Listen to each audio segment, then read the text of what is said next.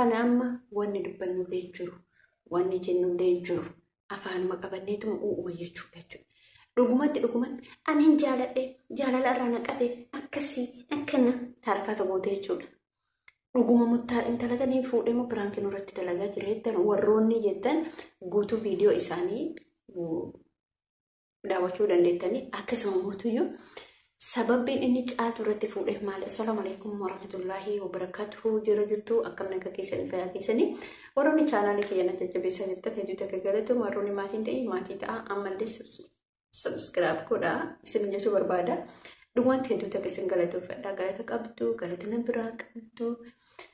Ana jaalaa rabbiin isin haa kabaju rabbiin isin haa ulfeessu isin jechuu barbaada. Ulfaadha ammallee dachaa obboleen kiyyaa haadha waan isin dubbachuu barbaadu dhugumatti jechuudha. Waan baay'ee nama aarsu nama gaddisiisu namni gaafa of xiqqeessuu barbaadu gaafa bakka hin taane taa'uu barbaadu ofii isaatii kabaja ofirraa buusa jechuudha.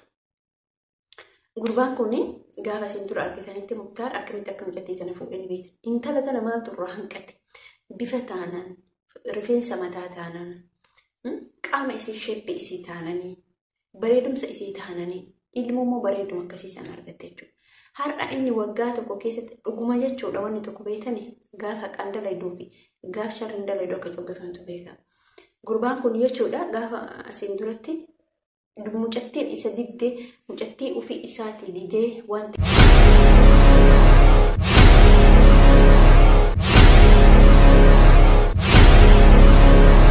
gurbaan kun jechuudha gaafa asiin duratti mucattiin isa digdee mucattii ofii isaatii didee waan xiqqisuu sababatee biraa fiigisuun carraan isii qabdu carraa addaati jechuudha. Rabbiin ati waa haqaan dalage waan tokko dhugaan dalage jechuudha. Intalli yeroo san inni dide dhugumatti carraa qabeettidha jechuudha. Sadarkaan isii ol kaa'aadha jechuudha. Garuu inni hoo maaltu jira? Maalitti jira beektanii? Dubartii lama fuudhee dubartii lama wajji taa'aa jira. Kiraa manaa bootaa lamatti kafala qaba. Akkamitti namni kun akkamatti yaada garuu mee maaltu caaltu irraa hanqate ka jedhu bichaatu nagarra. Maaltu irraa har'atti caaltu? Moo harakaata garagaraan beeytuufi caaltuunsaa hin beeytu olii gadi miskiina. Miskiinati wallahi miskiinati jechuudha. Dhiirri yamantuni wallahi nama jibbisiiftan jechuudha.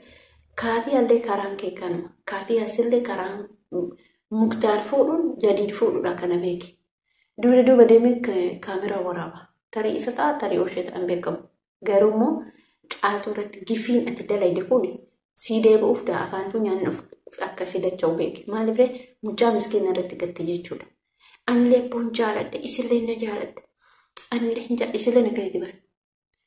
Ani dhugumatti dubartiin isin maaliif namaaf hin yaadne?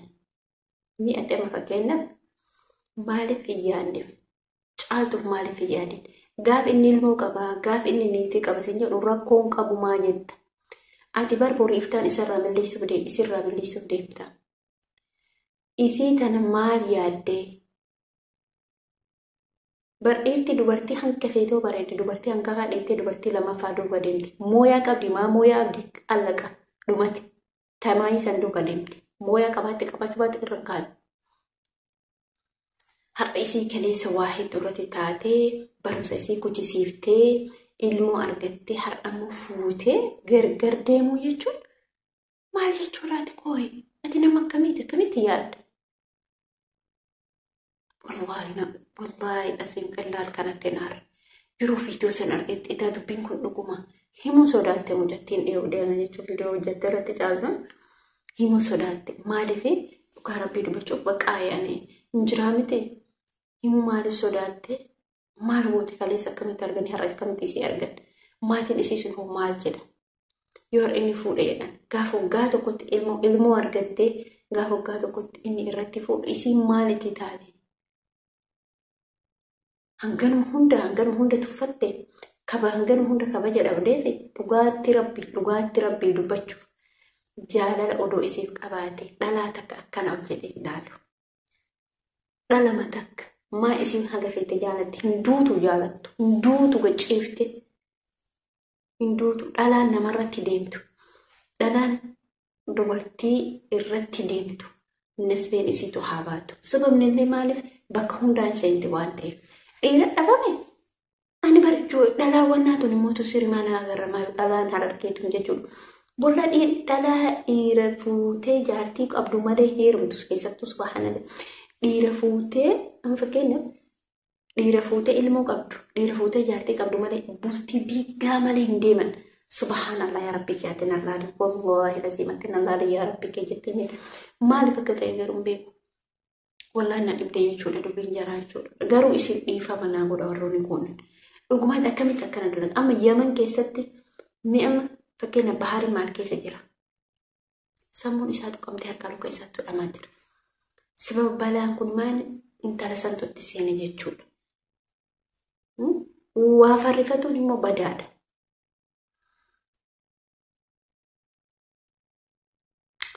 Wallaahi nama ajaa'iba.